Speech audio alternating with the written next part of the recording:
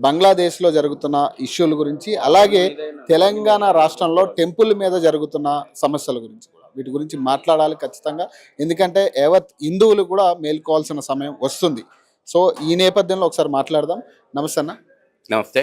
ప్రధానంగా అంటే తెలంగాణ విషయానికే మాట్లాడదాం. ఫస్ట్ మీరు కూడా చాలా అంశాల మీద, చాలా టెంపుల్ మీద జరిగిన దాడుల మీద రియాక్ట్ అయ్యారు, ధర్నాలు చేశారు, గట్టిగా ప్రశ్నించారు కూడా. కనీసం ఇప్పట్లో ఒక్కదాని మీద కూడా ఒక నిందితుడిని అరెస్ట్ చేసినట్టుగా కానీ, ఒక నిందితుడిని చూపించినట్టుగా కానీ ఎక్కడా కూడా కనపడట్లే. ఏం జరుగుతుంది తెలంగాణ లోపల రజాకర్ ఎజెండా అమలు జరుగుతుంది. మతోన్మాద శక్తులు దేవాలయాలను ధ్వంసం చేసేటువంటి పని యథేచ్ఛగా సాగిస్తున్నారు. దేవాలయం దగ్గర దేని మీద దాడి జరిగినప్పుడు సీసీ కెమెరాలు పనిచేయవు. పోలీసులకు రాత్రి ఎవడో పిచ్చోడు కనబడతాడు. కాబట్టి మతి స్థిమితం లేనటువంటి వాడు దాడులు చేస్తున్నారని చెప్పేసి చేతులు దులుపుకుంటారు. ఇది జరుగుతుంది. ఈ దేశంలోకి అక్రమంగా ప్రవేశించినటువంటి రోహింగ్యాలతోటి, బంగ్లాదేశీ చొరబాటుదారులతోటి మతోన్మాద శక్తులు దేవాలయాల మీద దాడి చేపిస్తున్నది.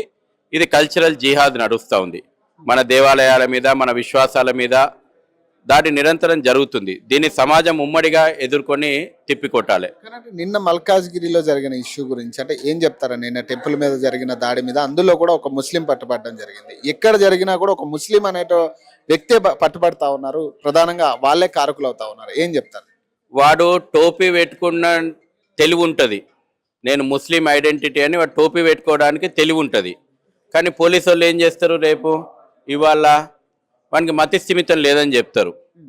మరి మతి స్థిమితం లేనోడు ఆ పరిస్థితులలో టోపీ పెట్టుకోవాలని మతి స్థిమితం ఎట్లుంది? ఇది బేసిక్ విషయం. మతోన్మాదం దాడి చేసింది.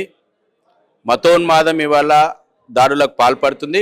పోలీసులు దీన్ని ఇటువంటి కేసులను దారి తప్పించి ఏదో టెంపరీగా చేతులు దులుపుకుంటున్నారు. ఇది భవిష్యత్తుకి ఇంకా ఎక్కువ సవాళ్ళు తెచ్చిపెడుతుంది. మీలాంటి